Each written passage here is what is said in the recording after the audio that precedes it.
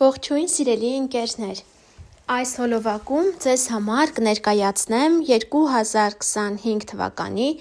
հուլիս ամսվա տարրո կանխատեսումը առյուծ նշանի համար։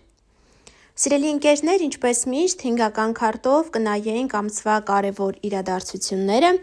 այնուհետև մեկական քարտով նորալուսնի և լիալուսնի ազդեցությունը։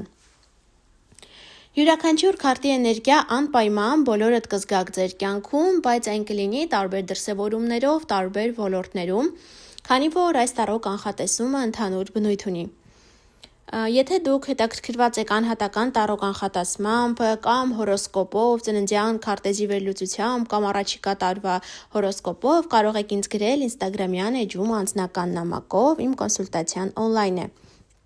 Այսպիսով, սիրելի առյուծներ, ամիսը ձեզ համար կսկսվի ինչ-որ պայքարով, թե այս պայքարը որ ոլորտում կլինի, ամեն մեկը մի ձևով կզգային, կարող է պայմանավորված լինել օրինակ շատ աշխատանքով, աշխատանքում ծանրաբեռնվածությամբ, հաճախորդների քանակով,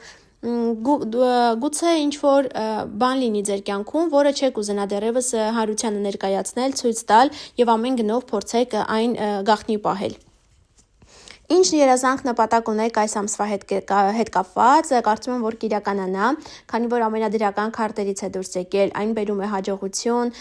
սեր, երեխայի հետ կապված հաջողություններ, գուցե երեխայի ծնունդ, հղիության լուր, կարիերայում աճ։ Իհարկե այս ամենը մի հոգին չի զգա, բայց նման ինչ-որ դրսևորումներ, համենայն դեպս հաջողություն որևէ ոլորտում ձեր կյանքում անպայման զգալու եք։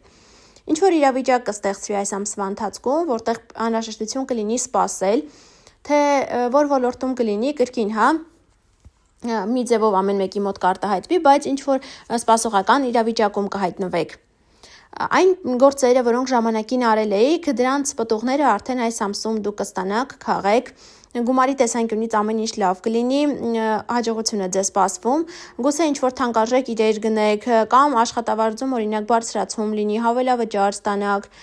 կամ ձեր ներդրումները արդեն ձեզ գումար բերեն, մի խոսքով գումարի տեսանկյունից ամեն ինչ լավ կլինի։ Եվ ինչ-որ տղամարդ, ով ծնված է ջրի տարերքի ներքո, դա է ձկներ, խեցգետին կամ առյուծ, ինչ-որ ձև դեր կունենա ձեր կյանքում, ինչ-որ առումով, այս տղամարդը կարող է լինել ձեր ընտանիքի անդամից որևէ մեկը, ձեր շրջապատից որևէ մեկը, կարող է լինել նաև նոր ծանոթություն։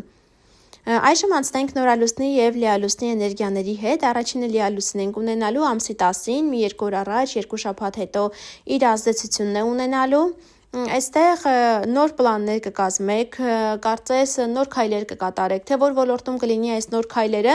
ամեն մեկը մի ձևով կզգա, բայց ինչ-որ նոր քայլ կլինի, դա հաստատ։ Այս քարտը կարող է խոսել նաև երեխաների հետ կապված ինչ-որ նորություն կիմանաք, նրանց հետ ինչ-որ փոփոխություն կլինի։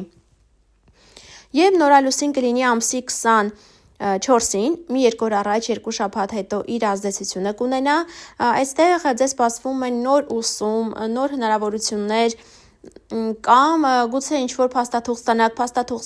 ստորագրեք, ինչ-որ նոր բան կգա ձեր կյանք, գուցե օրինակ որոշեք գնալ նոր դասընթացների, համենայն դեպս բարենպաստ է դրա համար։ Այսքանը սիրելի առյուծներ կապված հուլիս ամսվա հետ, բաժանորդագրվեք, որ բաց չթողնեք գալիք ամիսների կանխատեսումները, իսկ մենք շուտով կհանդիպենք, ցտեսություն։